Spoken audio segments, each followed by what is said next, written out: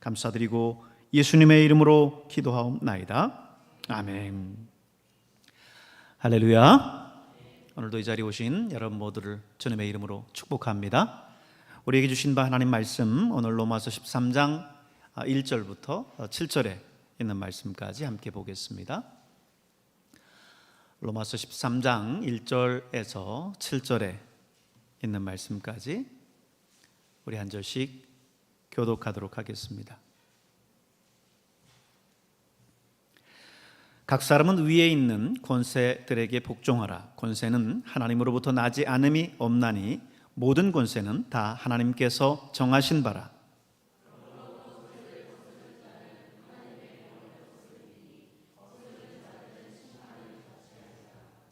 다스리는 자들은 선한 일에 대하여 두려움이 되지 않고 악한 일에 대하여 되나니 네가 권세를 두려워하지 아니하려느냐. 선을 행하라. 그리하면 그에게 칭찬을 받으리라.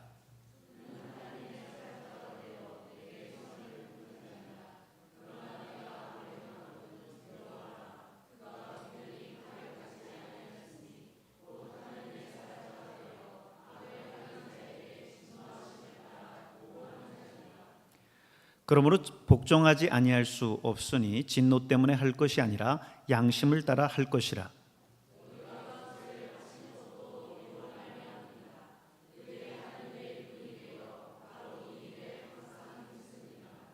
같이 읽겠습니다.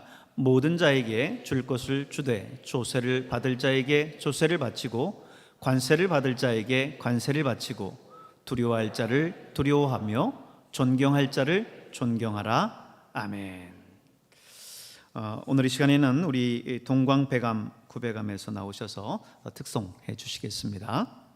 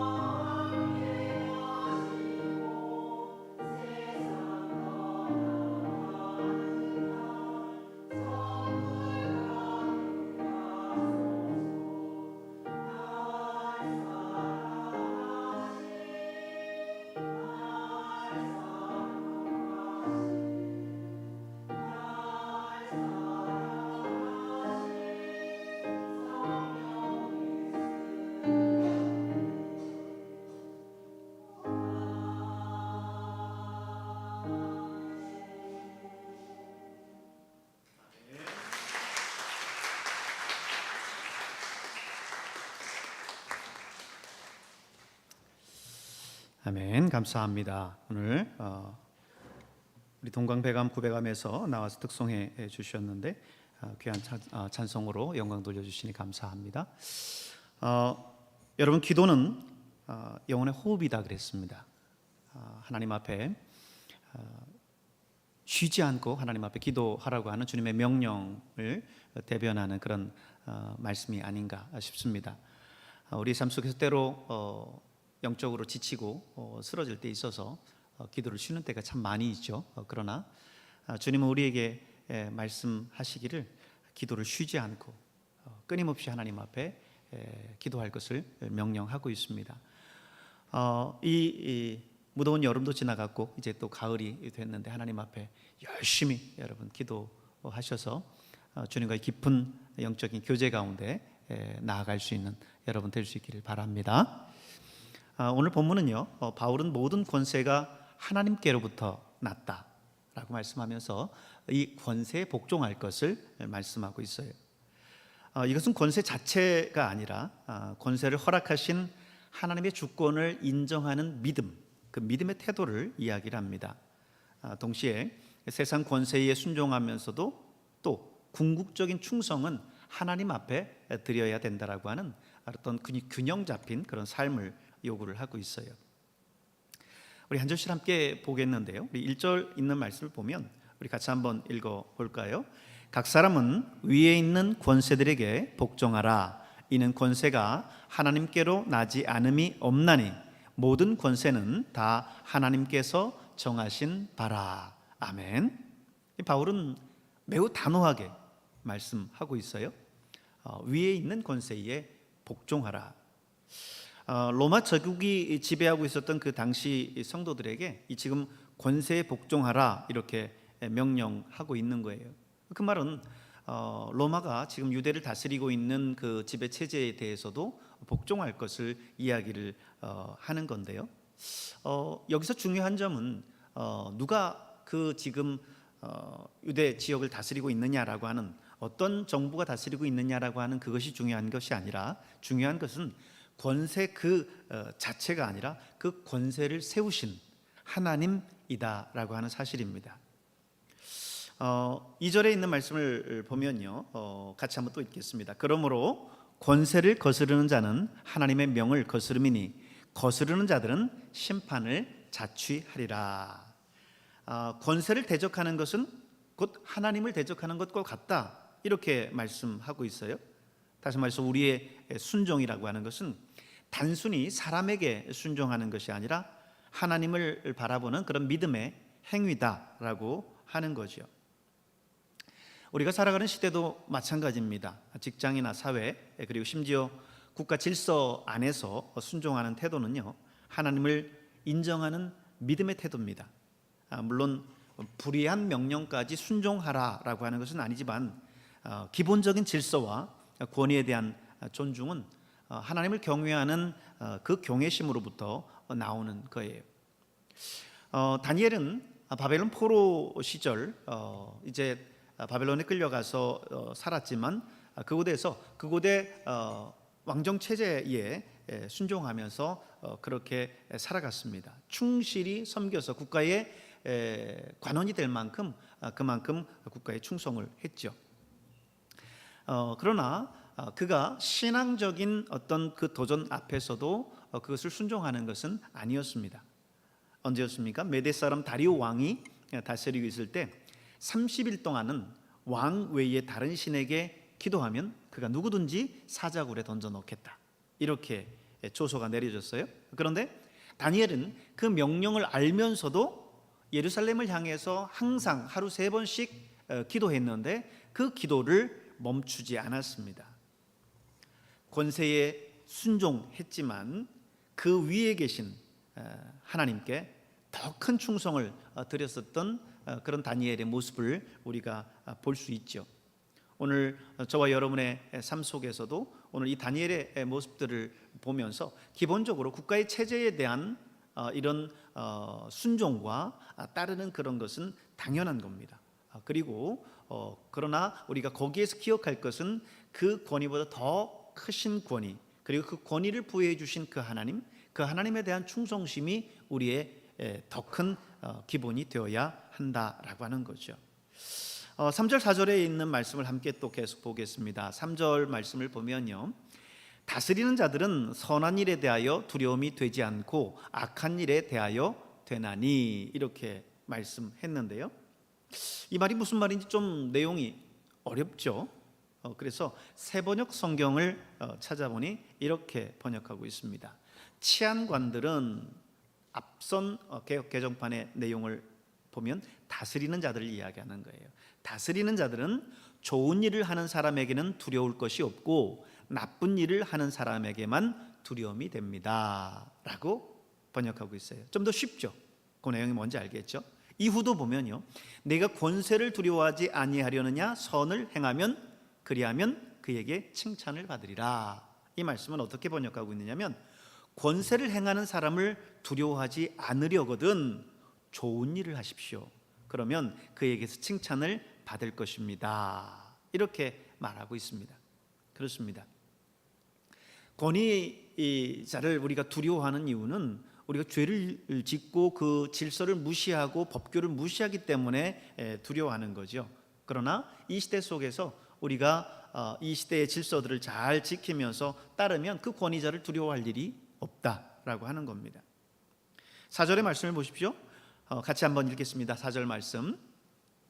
그는 하나님의 사역자가 되어 내게 선을 베푸는 자니라. 그러나 내가 악을 행하거든 두려워하라.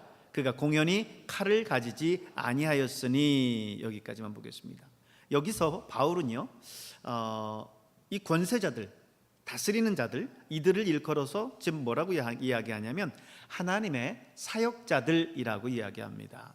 디아코노스라는 말인데요, 이 땅에 있는 권세를 가진 사람들, 이 땅을 다스리는 통치하는 그 사람들을 지금 하나님의 사육자로서 삼으셨다라고 지금 말씀하시고 있는 거예요. 다시 말해서 그런 권세자들도 하나님이 사용하는 도구일 뿐이다라고 하는 거죠. 하나님은 그를 통해서 이 세상의 질서를 세우고 또 악을 심판하십니다. 우리가 살아가는 사회 질서가 무너지면요, 우리의 삶은 큰 혼란에 빠질 겁니다. 우리가 국가를 무시하고 정부를 부정한다면 무정부주의자들이죠. 그들이 판치는 그 세상은 이 사회에 질서가 있을 수 없는 겁니다. 이 땅에 정부가 존재하지 않고 또 통치자들, 다스리는 자들이 존재하지 않는다면 이 사회의 모습들을 여러분 상상할 수가 없을 겁니다. 우리나라가 치안이 잘 유지되고 있고 또 밤에 12시가 넘고 새벽에 넘어도 이렇게 안전하게 걸어 다닐 수 있는 그런 이유가 뭐겠어요? 치안이 잘 유지되고 있기 때문이죠. 다스리는 자들, 통치하는 자들, 그들의 통치에 따라서 또 백성들이 거기에 잘 순종하면서 따라가기 때문에 그런 겁니다. 그렇기 때문에 오늘 우리는 이 땅을 다스려 나가는 통치자들, 권세자들, 그들을 위해서 우리가 기도해야 돼요. 그리고 그 권세 위에 계신 그 하나님을 더 두려워하고 그 하나님 앞에 부끄럽지 않게 이 땅을 살아가야 될 것입니다. 초대교회 성도들은요, 로마 제국의 그 박해 속에서도 황제를 위해서 기도했어요. 황제가 그렇게 기독교인들에 대해서 우호적인 태도를 보이지 않고 오히려 핍박하고 제도적으로 혹은 실질적으로 그들을 이제 가두기도 하고 체포하기도 하고 했지만 황제를 위해서 기도했습니다. 그들의 그런 신실한 기도와 선한 행위는 세상 속에서 빛과 소금이 됐고요, 결국 하나님의 때가 됐을 때 로마 전체가 복음 앞에 무릎 꿇게 되는 그런 계기가 됐습니다. 우리가 드리는 이 작은 기도와 이런 순종들이 하나님의 손에 붙들리게 되면 역사를 바꾸는 그런 씨앗이 되게 될 줄로 믿습니다. 5절에서 7절에 있는 말씀을 보겠습니다. 5절 보면 그러므로 복종하지 아니할 수 없으니 진노 때문에 할 것이 아니라 양심을 따라 할 것이라 그랬습니다. 바울은 단순히 형벌이 두려워서 순종하는 것이 아니라 하나님 앞에 양심 때문에 순종하라고 강조하고 있는 거예요. 이 땅에 있는 모든 대부분의 질서와 법들이 선한 행위를 따라가자고 만들어 놓은 것들 아니겠습니까? 그렇기 때문에 그것이 벌이 두려워서 그를 지키는 것이 아니라 하나님 앞에서 내가 하나님 믿는 사람인데 라고 하는 그런 선한 양심을 가지고 우리가 순종하면서 나가야 된다라고 하는 거죠. 6절에 있는 말씀도 보면요, 너희가 조세를 바치는 것도 이로 말미암음이라. 그들이 하나님의 일꾼이 되어 바로 이 일에 항상 힘쓰느니라 그랬습니다. 결국 세금 문제도 마찬가지다라는 거죠. 당시 세금은 매우 민감한 문제였지만 바울은 세금마저도 하나님께서 허락하신 질서의 일부로 이해했습니다. 당시에 세금이 왜 민감한 문제였을까요? 로마의 지배하에 있기 때문에 로마 정부의 이 세금이 대부분 또 올라가지 않겠습니까? 그렇기 때문에 당시 세리를 정말 죄인보다도 못하게 유대인들이 취급했었던 이유는 그들을 매국노처럼 여겼기 때문이죠.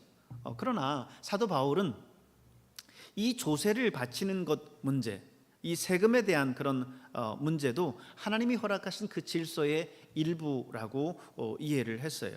그래서 이 조세를 바치는 것도 항상 이 양심에 따라서 하나님의 일꾼이 대해서 이 일에 성실하게 이행할 것을 이야기를 하고 있습니다. 7절에 있는 말씀을 보면 모든 자에게 줄 것을 주되 조세를 받을 자에게 조세를 바치고 관세를 받을 자에게 관세를 바치고 두려워할 자를 두려워하며 존경할 자를 존경하라 그랬습니다. 조세는요, 일반적으로 토지세, 인두세 같은 정기적으로 부과하는 그런 세금을 말합니다. 쉽게 말하면 국가가 정기적으로 부여하는 기본적인 세금이다라고 할 수 있어요. 또 관세라고 하는 것은 일종의 통행세, 관세, 사용세 뭐 이런 걸 의미하는 건데, 오늘날로 치르면 도로 통과할 때 톨게이트 요금이라든지 수입품 관세라든지 각종 전기나 수도 이런 세금들을 이야기한다 할 수 있겠습니다. 그리스도인들은 세상 속에서 믿지 않는 다른 세상 사람들보다 더 질서를 잘 지키고 이런 세금에 있어서도 모범을 보이는 그런 시민이 되어야만 됩니다. 우리의 믿음이라고 하는 것은 그냥 교회 안에서만 나타나는 것이 아니라 세상 속에서 더 환하게 나타날 수 있어야 돼요. 여러분, 지금 이 밝은 빛 아래서는 여러분 한 사람 한 사람이 예를 들어서 10와트, 20와트의 빛을 발하고 있다고 한다면 이 밝은 조명 앞에서 그렇게 빛나지 않겠죠. 그러나 여러분이 지금 밖에 어두운 세상이 있는데, 어두운 세상인데 그곳에 나간다고 하면 그 불은 굉장히 밝을 겁니다. 그러기에 여러분 여기에서 여러분이 빛을 발하는 것처럼 세상 속에서 여러분이 있는 가정에서, 직장에서, 또 학교에서, 여러분이 살아가는 어디에서든지 세상 속에서 그 빛을 발하고 그리스도의 빛을 발하면서 살아가야 될 줄로 믿습니다. 그리스도인들은 그러기에 더 이 세상의 그 질서에 잘 따르고 순응할 수 있어야 돼요. 그것이 하나님을 반대하고, 예를 들어서 오늘날 계속 차별금지법에 대해서 계속해서 반대하고 하는 것은 그것이 하나님의 뜻을 거스르는 악법이라고 생각하기 때문에 계속해서 교회에서 연합해서 그것을 반대하는 겁니다. 그러나 그 외의 것들은 우리가 지킬 수 있는 한 더 세상 사람보다 모범적으로 더 잘 지켜 나가야 되겠죠. 그걸 통해서 하나님 앞에 영광을 돌릴 수 있는 그런 삶이 되어야 됩니다. 존 웨슬리는 평생 동안 한 푼도 빚지지 않고 한 푼도 속이지 않고 한 푼도 허투루 쓰지 않겠다라고 하는 원칙을 스스로 세우고 그 원칙을 지키며 살았습니다. 그는 설교자고 신학자였지만 동시에 그 사회 속에서는 모범적인 시민으로 살아갔어요. 그의 그러한 성실함은 단순한 도덕이 아니라 신앙의 실천이었습니다. 도덕적이고 윤리적인 것이 아니라 신앙의 하나님 앞에 부끄러움이 없는 삶의 모습이었다라고 하는 거죠. 여러분도 여러분의 삶에 정말 그리스도의 향기를 드러내면서 사실 수 있길 바랍니다. 세상 사람들이 여러분을 보면 정말 예수 믿는 사람들은 정말 누구보다도 세상 다른 사람들보다도 성실하고 정직하고 깨끗하다라고 하는 그런 모습들을 말을 들을 때에 하나님이 영광 받으시지 않겠습니까? 세상 사람들이 여러분의 모습을 보고 하나님께 영광을 돌리지 않겠습니까? 오늘 백암 지역에 살아가면서도 마찬가지 아니겠습니까? 세상이라고 하는 넓은 어떤 그런 범위를 세울 게 아니라 이 백암 지역 속에서, 여러분의 가정에서, 여러분이 다니는 그 학교에서, 또 여러분이 속해 있는 다른 어떤 지역에 있는 그 공동체 내에서, 야, 저 사람은 뭔가 달라도 달라, 저 사람 교회 다닌다고 하더니 정말 그 누구보다도 정직하고 그 누구보다도 저 사람 앞에서는 설 수 없을 만큼, 부끄러울 만큼 정말 열심히 성실하게 살아가 라고 하는 그런 말을 들을 때 여러분, 하나님께서 여러분을 통해서 영광 받으실 줄로 믿습니다. 그런 삶을 통해서 우리 하나님 앞에 영광 돌리는 저와 여러분 될 수 있기를 주님의 이름으로 축복합니다.